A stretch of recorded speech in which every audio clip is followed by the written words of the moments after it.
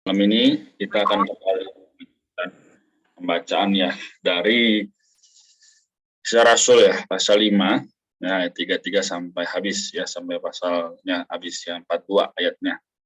Jadi ada 10 ayat yang akan kita baca.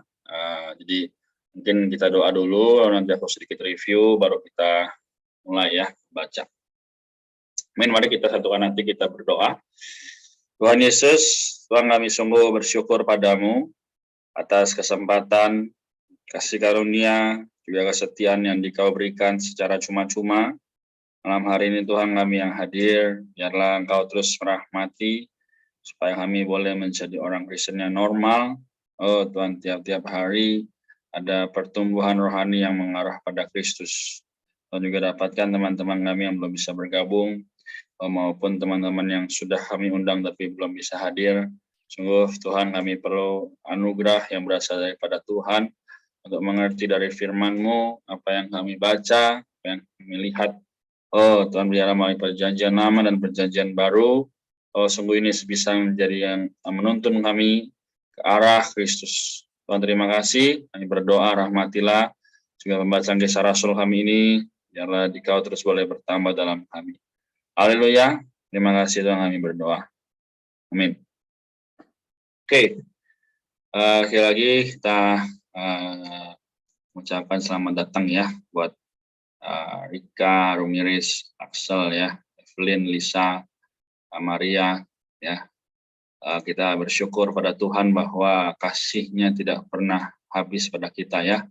Jadi pada malam ini kita akan kembali membaca lanjutan ya, apa yang akan kita baca ya, yaitu Kisah Rasul pasal 5 ayat 33 sampai selesai ayat 42. Oke, mungkin sedikit review dari ayat 1 sampai 32 ya. Jadi kita lihat lagi, di sini ayat 1 dibilang apa? Berbicara mengenai bagaimana kemarin kita sudah bahas, yaitu adalah supaya kita tidak sama seperti Ananias dan Safira ya, yang telah bilang ya, aku mau mempersembahkan kepada Tuhan, tapi malah setengahnya ditahan. Sehingga di saat itu juga mereka nyawanya putus ya.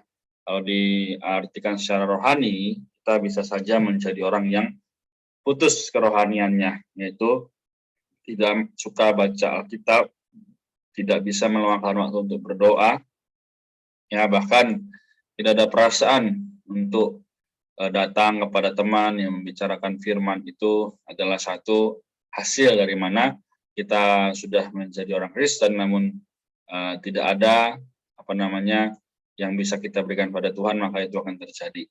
Oke, lalu dari ayat yang ke-12 sampai 16 juga adalah bagaimana memberitahu kita bahwa jika kita terbuka pada Tuhan, ya, jika orang-orang yang rindu damba supaya firman Tuhan ini bisa tersebar luas, maka pasti melalui orang-orang tersebutlah Tuhan bisa menjadikan orang-orang sekitarnya ya supaya bisa percaya dan juga mengikuti setiap apa yang Tuhan beritakan. Oke, kemudian di ayat-ayat selanjutnya 17 sampai 28 ya juga membicarakan bagaimana setelah mungkin ada murid-murid memberitakan kabar baik, tapi orang-orang di sekitar sana malah membuat melarang atau bahkan menganiaya ya. Ini padahal mereka adalah kaum agamawan ya, tanda kutip. Jadi teman-teman sekalian, kita perlu tahu juga dengan jelas ya, memang untuk memberitakan Injil itu nggak mudah, tapi justru di dalam ketidakmudahan itu ya, di ayat 20 dibilang, pergilah berdirilah di bait Allah dan beritakanlah seluruh firman hidup itu kepada orang banyak. Nah, ini ya adalah perkataan dari seorang malaikat Tuhan. Jadi teman-teman, hari ini kita nggak perlu ya sampai jauh-jauh ke mana, ke pulau-pulau yang lain gitu ya. Kita tinggal posting saja ya. Segala firman Tuhan di sosial media yang kita punya.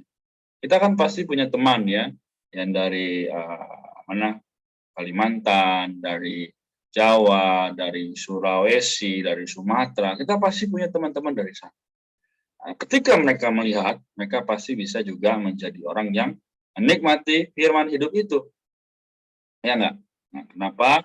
Ya, saya juga terus belajar, ya, terus membagikan, ya, entah di sosial media, entah di WhatsApp, semua adalah supaya firman Tuhan boleh tersebar. Oke, lalu yang terakhir kita kemarin sudah bahas juga mengenai kesaksian para rasul, ya.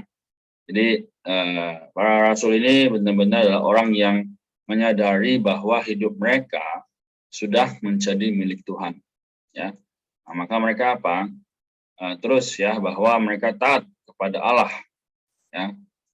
Taat kepada Allah daripada kepada manusia. Bukan berarti kita nggak boleh taat sama orang tua, ya. Tapi justru kita harus taat dulu kepada firman Allah, baru kepada manusia. Kalau kita nggak bisa taat pada Allah, gimana kita bisa taat sama manusia? Kita nggak taat sama apa yang Roh Kudus katakan, gimana kita bisa taat pada setiap perkara yang Tuhan aturkan, misalnya gitu kan. Nah, jadi ini semuanya sangat berhubungan. Oke, kita lanjut dulu. Ya, pembacaan kita nanti kita sharing atau tanya lagi, silakan. Ya, oke, kita baca ya dari 33 sampai 42 ya. Larangan dan pembebasan Mahkamah Agama, ayat 33. Mendengar perkataan itu, sangatlah tertusuk hati mereka, dan mereka bermaksud membunuh rasul-rasul itu. Keempat, silakan Evelyn.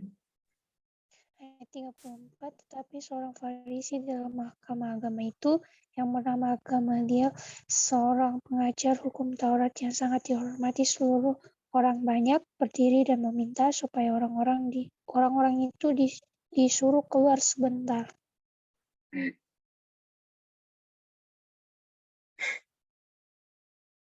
Silakan Nisa. Maaf Kak, ayat berapa ya Kak? Ayat 5. Sebab itu ia berkata kepada si sidang itu, hai orang-orang Israel, pertimbangkanlah baik-baik apa yang hendak kamu perbuat terhadap orang-orang ini. Sebab dahulu telah muncul si Teudas yang mengaku dirinya sebagai orang yang istimewa, dan ia mempunyai kira-kira 400 orang pengikut. Tetapi ia dibunuh dan tercerai-berailah seluruh pengikutnya dan lenyap. Sesudah dia pada waktu sensus penduduk muncullah Yudas orang Galilea. Ia menyeret banyak orang dalam pemberontakannya, tetapi ia juga tewas dan tercerai-berailah seluruh pengikutnya. Karena itu aku berkata kepadamu, janganlah bertindak apa-apa terhadap orang-orang ini. Biarkanlah mereka, sebab jika maksud dan perbuatan mereka berasal dari manusia, tentu akan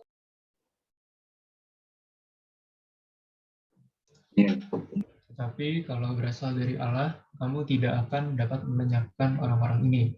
Bahkan mungkin ternyata kamu justru melawan Allah. Nasihat itu diterima.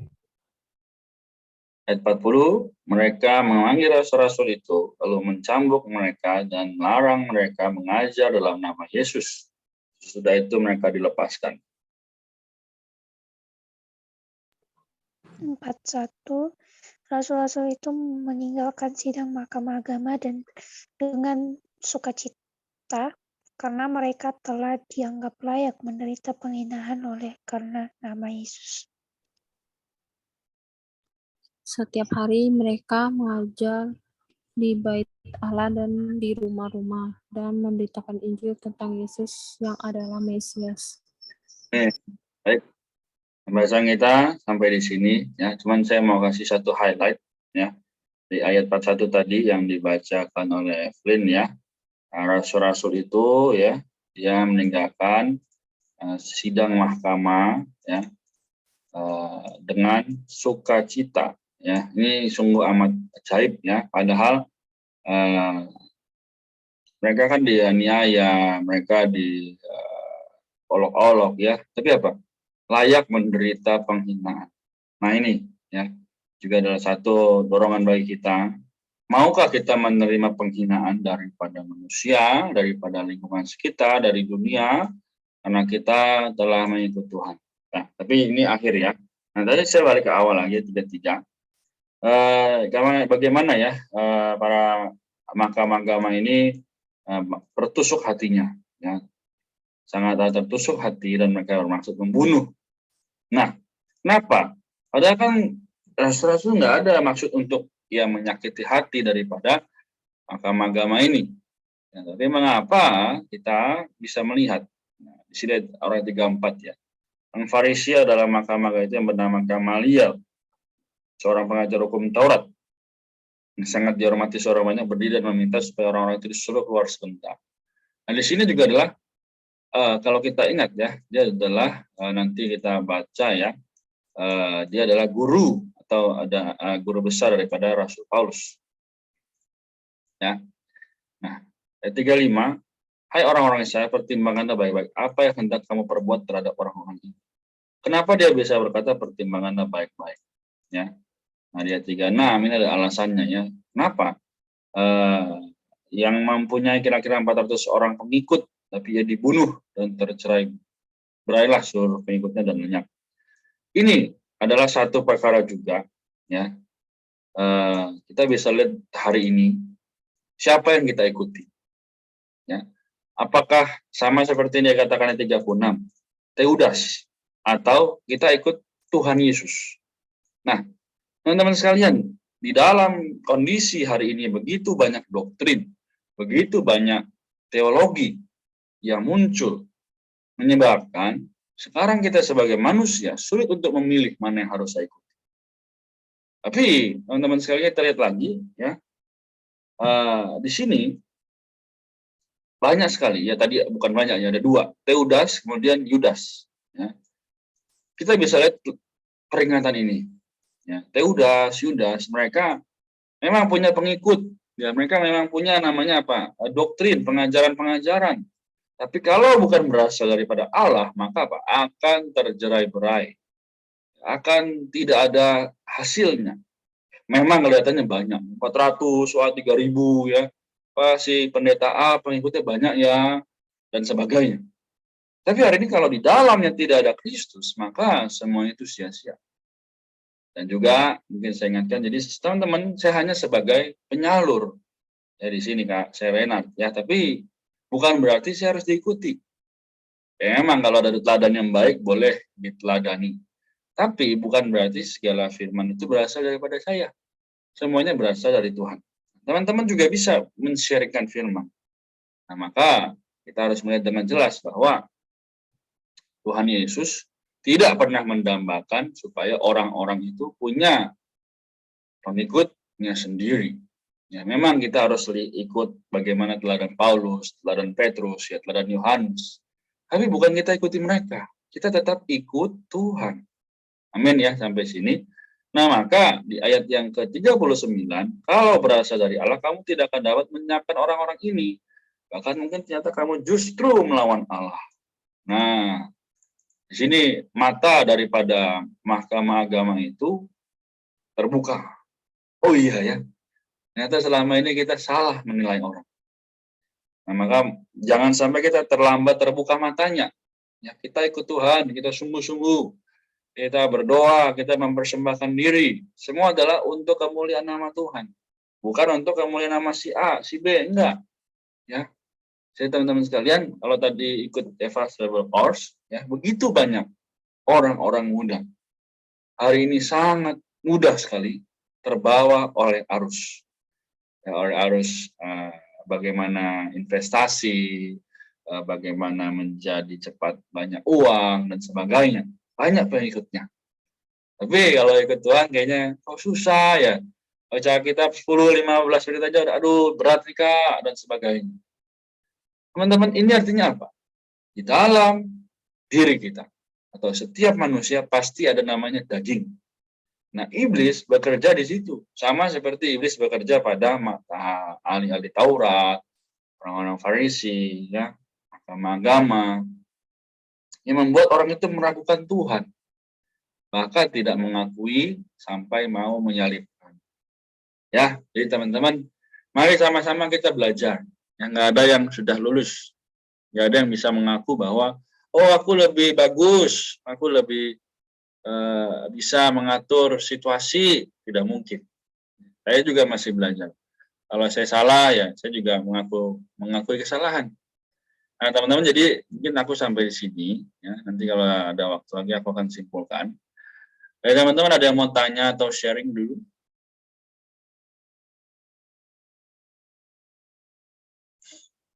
Atau sudah jelas? Atau ada yang masih mau menambahkan? Kak, aku mengerti ayat 1 dan 42. Ya. Bacanya. Rasul-rasul itu meninggalkan sidang mahkamah agama dengan sukacita karena mereka telah dianggap layak menderita penghinaan oleh karena nama Yesus. Ayat 42-nya, setiap hari mereka mengajar di bait Allah dan di rumah-rumah dan memberitakan Injil tentang Yesus yang adalah Mesias. Amin. Oke, thank you Lisa. Ya, ayat yang sangat memberkati. Ada lagi?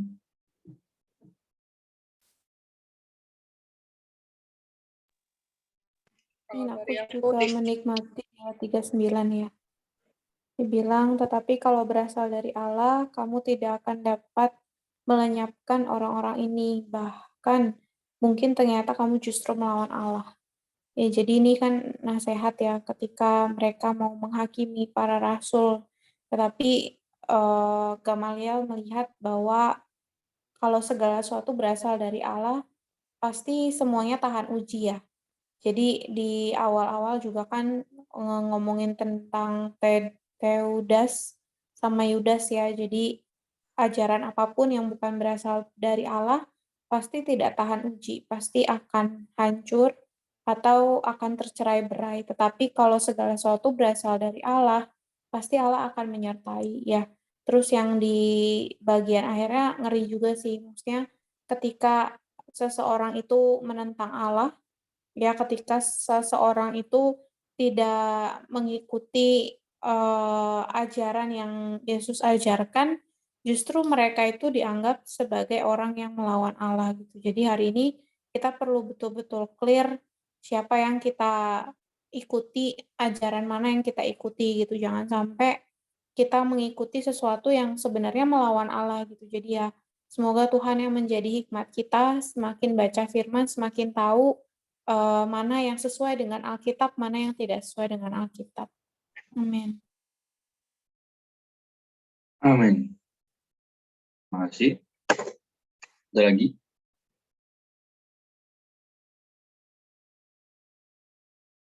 Tadi ada Rika ya, mau share ya? Kalau aku dikit aja sih dari pembacaan malam hari ini, yaitu bahwa dalam melakukan suatu kegiatan atau hal apapun, jangan sampai ya kita lakukan menurut kehendak kita, tapi harus kita lakukan berdasarkan kehendak Allah. Jadi apapun yang kita lakukan harus tertuju kepada Dia menurut kemauan Allah gitu. Jadi karena kita udah jadi anak-anak Allah juga, dan sampai kita masih dalam daging gitu. Amin. Oke, terima kasih.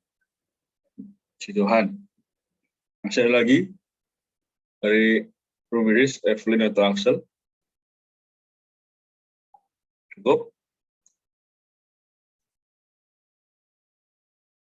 Oke, kalau tidak ada lagi, aku simpulin ya.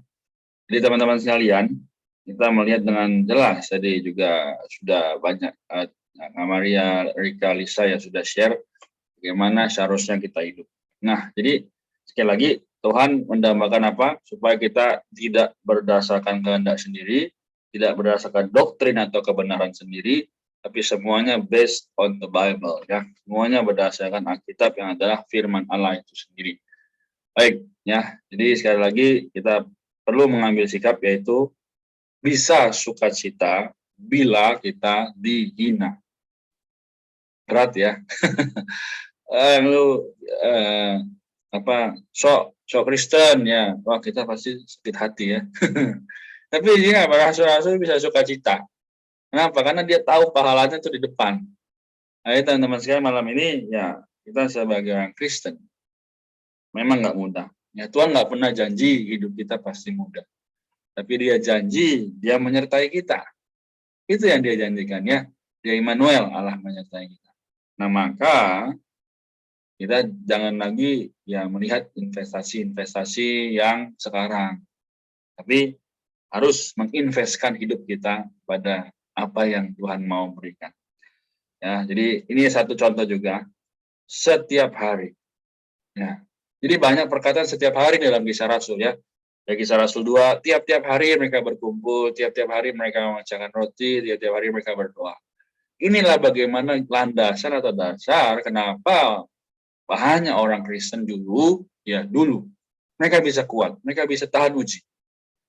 Karena setiap hari ya mereka mengajar di bait Allah, di rumah-rumah dan memberitakan Injil tentang Yesus yang adalah Mesias. Kenapa sekarang susah? Karena tidak tiap hari. Ya, jadi ya ini sekarang kita sedang bangun ya. Sejak mungkin setahun lalu ya kita mulai Bible for Youth ya. Entah di Tangerang Selatan, entah di kota mana, ya kita pasti ada Kefas itu membuat ya wacana kitab tiap hari. Supaya membangun kebiasaan yang baik lagi. Nah ini juga saya baru dapat terang ya hari ini. Ya saat ini juga tadi. Tiap hari jadi kita baca kitab 30 menit itu bukan suatu hal yang sia-sia. Tapi kita sedang membangun kesetiaan dan sukacita oleh karena nama Tuhan. Kan kita nggak ada apa tuh kayak yang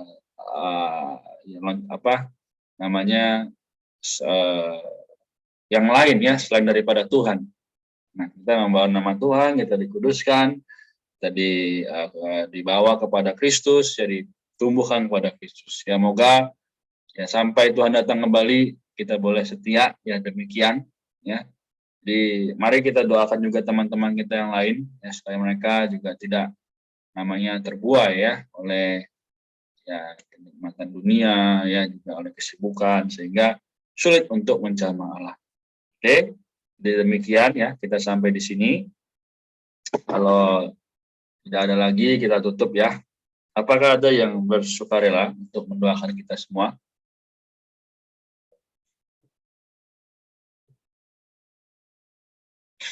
Oke, kalau belum ada, mari kita sama-sama satukan hati kita berdoa ya. Tuhan Yesus, Tuhan terima kasih kepadamu atas firman, kesetiaan, damai sejahtera yang Dikau berikan. Berkatilah Tuhan supaya melalui pembacaan ini kami juga kembali dikuduskan, dikuatkan bahwa tidak ada nama lain yang bisa menyelamatkan kami selain nama Tuhan. Berkatilah teman-teman kami yang belum bisa hadir, rahmati mereka dimanapun mereka berada. Tuhan sungguh agar dirimu bisa menjadi Allah mereka seperti Dikau mengasihi kami hari ini. Mungkin ada kesibukan atau hal lainnya ya Tuhan, tapi Engkau tahu, Engkau juga adalah gembala mereka. Tuhan, dapatkan juga malam ini ada Evelyn, ada Alisa, Maria, Rika, Axel, Rumiris. Tuhan, kami juga tahu bahwa kami terbatas, kami banyak kekurangan, tapi kami belajar untuk terus sadar padamu. Bagaimana para rasul boleh bersukacita meskipun dianiaya, sukacita meskipun ditolak oleh dunia. Tuhan, kami percaya bahwa segala sesuatu pahalanya adalah kelak ketika Engkau datang kembali. Biarlah hari ini kami boleh terus teguh berpegang pada firman-Mu. Tuhan, terima kasih. Sungguh mengucap syukur Tuhan. Amati kesehatan kami masing-masing, pekerjaan, pendidikan, segala yang kami tempuh. Juga orang tua kami Tuhan, kesehatan mereka, rahmatilah keluarga kami masing-masing. Kami boleh menjadi berkat bagi banyak orang, sehingga mereka dan orang lain bisa melihat Kristus karena kami. Yang berdoa ya Tuhan, yang mengucap syukur. Haleluya. Amin. Oke, jadi kita sampai